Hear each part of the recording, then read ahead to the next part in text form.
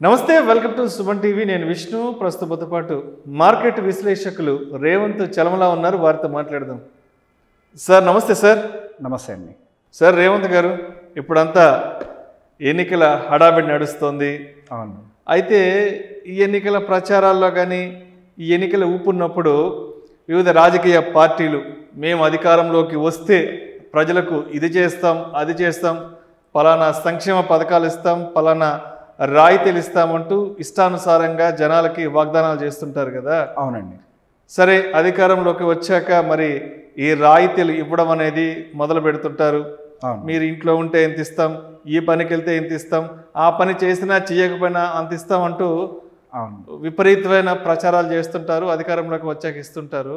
మరి ఈ పథకాలన్నింటికి అమలు చేయడానికి ఈ పథకాలన్నింటికి డబ్బు కావాలి కదా. మరి ఈ డబ్బుని ఎక్కడి నుంచి తెచ్చి మరి జనాలకి ఈ పథకాల రూపంలో, రాయితీల రూపంలో అందిస్తుంటారంటారు? బేసిక్గా ప్రభుత్వాలు అనేవి ఏర్పడిన తర్వాత వాళ్ళు ఎక్కడి నుంచో, లేదా వాళ్ళ సొంత సంపాదన నుంచో, లేదా వాళ్ళ ఆస్తుల నుంచో ఆ నాయకులు డబ్బులు తీసుకొచ్చేం ఖర్చు పెట్టరండి. బేసిక్గా ప్రభుత్వాన్ని వాళ్ళు నడపటం వరకే. కలెక్ట్ చేసినటువంటి ట్యాక్సెస్ దగ్గర నుంచి వాళ్ళు ప్రభుత్వాన్ని నడుపుతారు. మన దగ్గర మనిషి పుట్టిన దగ్గర నుంచి మనిషి చనిపోయేదాకా ప్రతి దాంట్లో మన దగ్గర నుంచి ట్యాక్స్ రూపంలో కలెక్ట్ చేస్తూనే ఉంటాడు. ఒక మనిషి రూపాయి సంపాదిస్తే దాంట్లో ఇన్కమ్ ట్యాక్స్, ఒక దాన్ని అమ్మాలంటే సేల్స్ ట్యాక్స్, ఒక దాన్ని ప్రొడ్యూస్ చేయాలంటే ప్రొడక్షన్ ట్యాక్స్, ఒక దాన్ని మార్కెట్ చేయాలంటే కమర్షియల్ ట్యాక్స్, సినిమాకి వెళ్ళాలంటే ఎంటర్టైన్మెంట్ ట్యాక్స్, ఒక కారు కొనాలంటే దానికి లైఫ్ ట్యాక్స్, అది రోడ్ ఎక్కాలంటే రోడ్ ట్యాక్స్, లాంగ్ డ్రైవ్ వెళ్ళాలి అని అంటే దానికి టోల్ ట్యాక్స్, ఒక మనిషి పుట్టాలి అని అంటే ట్యాక్స్, ఒక మనిషి హాస్పిటల్లో చేరి బతకాలంటే ట్యాక్స్, ఒక మనిషి చనిపోయిన తర్వాత ట్యాక్స్, మనిషి వేసుకునే గుడ్డకి ట్యాక్స్, మనిషి పడుకునే బెడ్కి ట్యాక్స్, ఒక ప్రాపర్టీ కొనాలంటే ట్యాక్స్, ఒక ప్రాపర్టీ అమ్మాలంటే ట్యాక్స్, లేదు ఒక ప్రాపర్టీని మెయింటైన్ చేయాలంటే మళ్ళీ దానికి ఒక ప్రాపర్టీ ట్యాక్స్, ఆఖరికి మనం ఒక యూరినల్కి వెళ్ళాలన్నా కానీ మళ్ళీ అక్కడ స్వచ్ఛ భారత్ సెస్.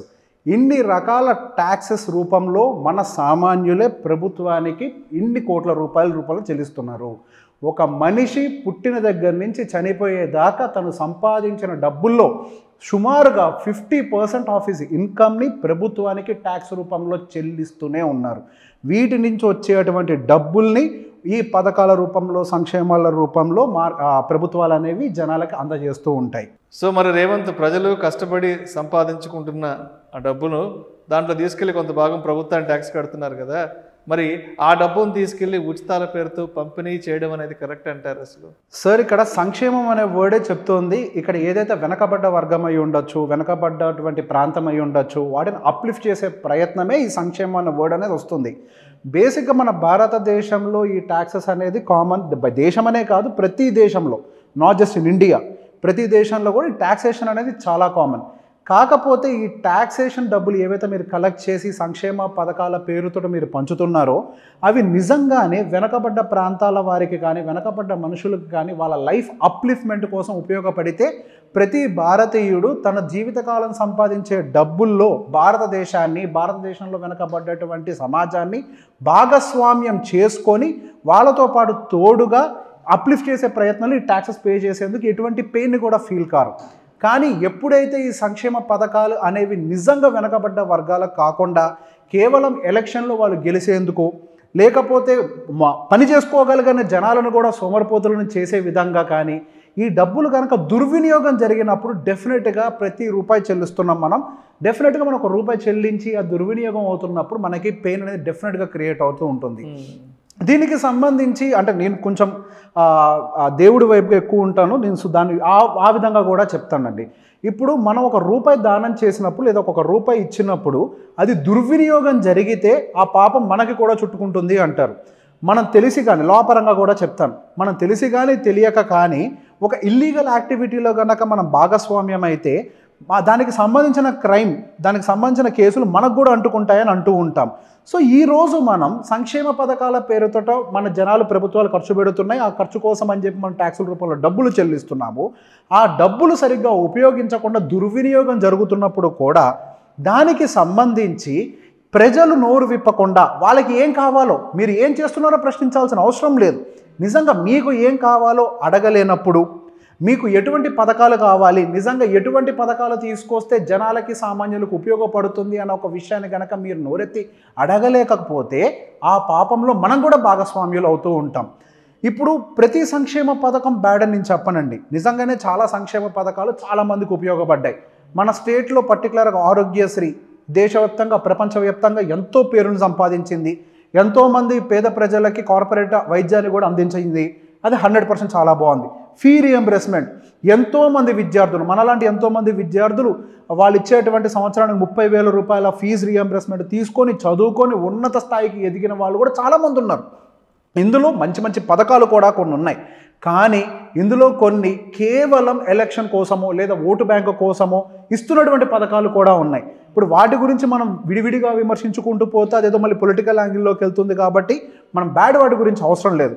డబ్బులు మంచిగానే సంపాదించే వాళ్ళకి కూడా సంక్షేమ పథకాలు అందజేస్తున్నారు.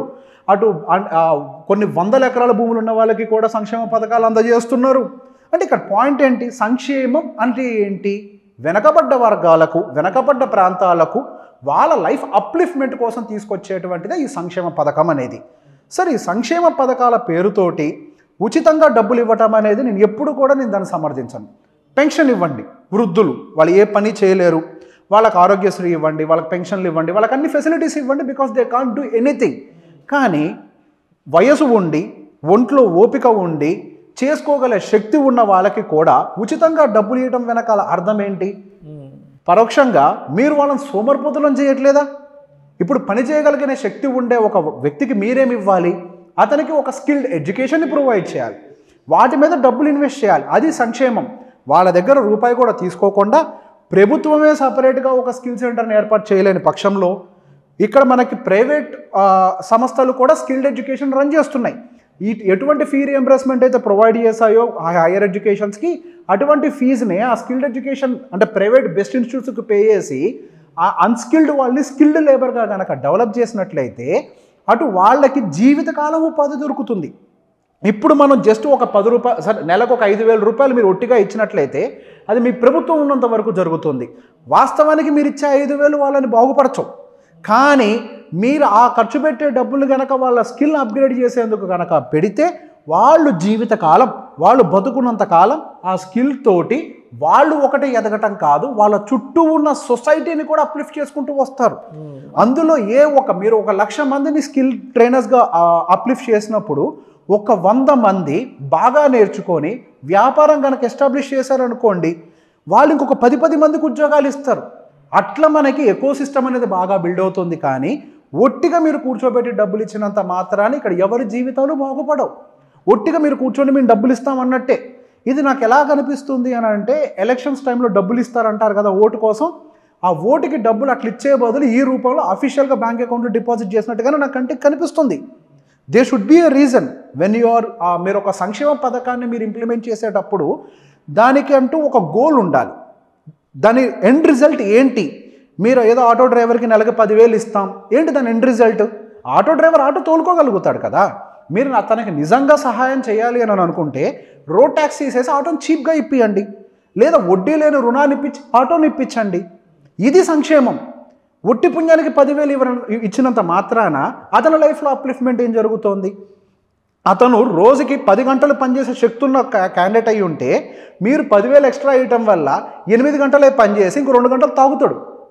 అంతకుమించి ఏం చేయడు. ఎందుకు? తనకు ఆల్రెడీ 10,000 ఎక్స్ట్రా వస్తున్నాయి కదా. అంటే ఈ సంక్షేమ పథకం అనేది ఎలా ఉండాలి అంటే అది అతనికి జీవితాంతం ఉపయోగపడేలా ఉండాలి. అది లాంగ్ రన్లో కూడా తనకి బెనిఫిట్ ఇచ్చే విధంగా ఉండాలి. సో మీరు చెప్పినట్టు 5,000 10,000 ఇస్తే ఆ రోజుకి అయిపోతుంది కదా.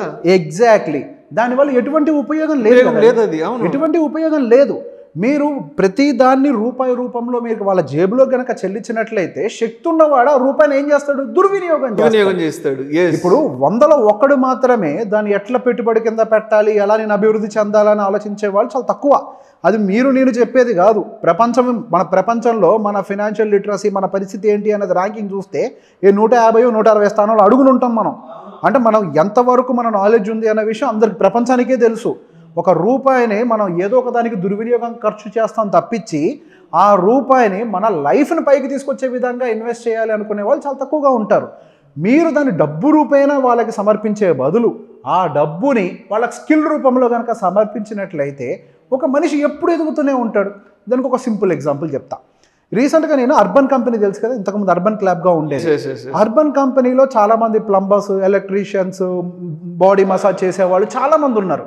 నేను వాళ్ళని అడిగినప్పుడు, అంటే మీరు ఎక్కడ ట్రైనింగ్ తీసుకున్నారంటే చాలామంది కూడా ఈ స్కిల్ డెవలప్మెంట్ ప్రోగ్రామ్ ఉంది కదండి, వాటిల్లోంచి ఒక బేసిక్ ట్రైనింగ్ తీసుకొని వచ్చిన వాళ్ళే. సో నాకు ఇక్కడ వచ్చిన అబ్జర్వేషన్ ఏంటి అని అంటే, ఇట్లా స్కిల్ డెవలప్మెంట్ త్రూ వాళ్ళకు మీరు ఒక స్కిల్ని కనుక నేర్పించినట్లయితే వాళ్ళు ఇప్పుడు ఉద్యోగం చేసుకుంటున్నారు. ఒక ఫ్రీలాన్సింగ్ ఎంప్లాయ్ లాగా కార్పొరేట్ స్థాయిలో వాళ్ళు ఉంటుంది ఆ విధానం. నెలకి వాళ్ళు 30 నుంచి 45 వేల రూపాయలు సంపాదిస్తున్నారు. అంటే ఆ రోజు ఇచ్చిన ఆ ట్రైనింగ్ అనేది వాళ్ళని జీవితాంతం నిలబెట్టే విధంగా ఉంది. ఎగ్జాక్ట్లీ. ఆ రోజుకి ఆ రోజు 5,000 10,000 ఇచ్చేసి అది ఆ రోజు తాగడానికో తినడానికో కాకుండా అంతే. ఎగ్జాక్ట్లీ. ఇప్పుడు మీరు నెలకు 5,000 చొప్పున ఇచ్చినా కానీ సంవత్సరానికి అది సమ్వేర్ అరౌండ్ ఎంత వద్దన్నా కానీ ఒక 60,000 అవుతుంది. 60,000 కనుక మీరు వాళ్ళ స్కిల్ డెవలప్మెంట్ మీద ఫోకస్ చేస్తే వాళ్ళు నెలకి 30,000 సంపాదిస్తున్నారు కదండి. ఇది కదా రియల్ అప్లిఫ్ట్మెంట్ అంటే. సార్ పోను సమాజంలో ఈ క్యాస్ట్ సిస్టమ్ ఇవంతా కూడా హవెవర్ పోతున్నాయి. ఈ సోకాల్డ్ లోవర్ క్యాస్ట్ వాళ్ళని ఉద్యోగం చేయనీయము, ఇటువంటివి లేవు. ఇప్పుడల్లా ఉన్న సమస్యల్లో ఏంటి అని అంటే, లిటరేచర్ ప్రాపర్గా లేని ఏరియాస్లో వాళ్ళకి ఎటువంటి వాటిని అందించాలి, స్కూల్స్ని ఎట్లా అప్లిఫ్ట్ చేయాలి. ఇప్పుడు ప్రభుత్వ బడులే ఉన్నాయండి. ఇప్పుడు గవర్నమెంట్ ఎడ్యుకేషన్కి విపరీతంగా ఖర్చు పెడుతున్నాయి ప్రభుత్వాలు. కానీ అంత ఖర్చు చేస్తున్నప్పటికీ దాదాపు ఒక్కొక్క స్టూడెంట్ మీద 60-70 వేల రూపాయలు ప్రభుత్వం ఖర్చు పెడుతుంది గవర్నమెంట్ ఇన్స్టిట్యూట్స్లో. అవి ఏ మాత్రమన్నా ప్రైవేట్ ఎడ్యుకేషన్లో అట్లీస్ట్ బేస్ స్కూల్ రేంజ్ కన్నా రీచ్ అయ్యాయా? ఏవైతే డబ్బుల్ని ఖర్చు పెడుతున్నారో, ఈ ట్యాక్స్ పేయర్స్ ఎకానమీని ఏదైతే ఖర్చు పెడుతున్నారో వాటిని ప్రాపర్గా ఖర్చు పెట్టకుండా ఇట్లా అన్నెసరీ స్పెండింగ్, అన్నెసరీ సంక్షేమ పేరుతోటి, యాక్చువల్గా సంక్షేమం కాదు, వాళ్ళు వేరే ఇంటెన్షన్ తోటి ఇస్తున్నటువంటి మనీ, సంక్షేమ పేరుతో ఇస్తున్నటువంటి మనీ, ఈ ఒక మనిషి income tax, sales tax, entertainment tax, Bharat యాసెస్, ఈసెస్, పెట్రోల్ సెస్ అన్ని రూపాల్లో మనం సమర్పించుకొని ప్రభుత్వానికి అప్పచెప్తే అవి దుర్వినియోగం అయిపోతున్నాయి. చూసారా, అది మోస్ట్ పెయిన్ఫుల్. అవి దుర్వినియోగం అయిపోవటం ఒక ఎత్తు అయితే, మాట్లాడగలిగిన వాడు కూడా మాట్లాడలేకపోవటం అనేది అతిపెద్ద తప్పు. ఇందాక ఒక మాట చెప్పా, మీ డబ్బులు మీరు ఒకసారి బయటికి ఇచ్చిన తర్వాత అది దుర్వినియోగం అయినట్లయితే ఆ పాపంలో మీరు భాగస్వాములే అవుతారు. ప్రతి ఒక్కళ్ళు మనకి ఏం కావాలి అన్న దాని గురించి పెదవిప్పి మాట్లాడాలి. ఒకప్పుడు అంటే మాట్లాడటానికి సమస్య అండి. ఈరోజు మనకు సోషల్ మీడియా ఉంది, ఎక్కడంటే మీరు పోస్ట్ చేయొచ్చు, మెయిల్ రాయొచ్చు డైరెక్ట్గా, మీకు చాలా మీన్స్ ఆఫ్ కమ్యూనికేషన్స్ ఉన్నాయి. అందరికీ ఒక పెద్ద హక్కు కింద ఓటు వచ్చింది. ఇట్లా రకరకాల మీన్స్ ఆఫ్ కమ్యూనికేషన్స్ తోటి ప్రజలకు ఏం కావాలో కనుక తెలియజేసినట్లయితే అట్లీస్ట్ నెక్స్ట్ ఎలక్షన్ టైంకి ఏవైతే పార్టీలు వాటి మేనిఫెస్టోలతోటి బయటకు వస్తూ ఉంటాయో ఈ రియలిస్టిక్ సంక్షేమ పథకాలతోటి బయటకు వచ్చే ప్రయత్నం చేస్తాయి తప్పించి ఈ సోకాల్డ్ ఈ ఫాల్స్ డ్రామాని ఎంత క్రియేట్ చేయవు. ప్రజల యొక్క డబ్బులు వేస్ట్ కావు. Thank you so much Revanth.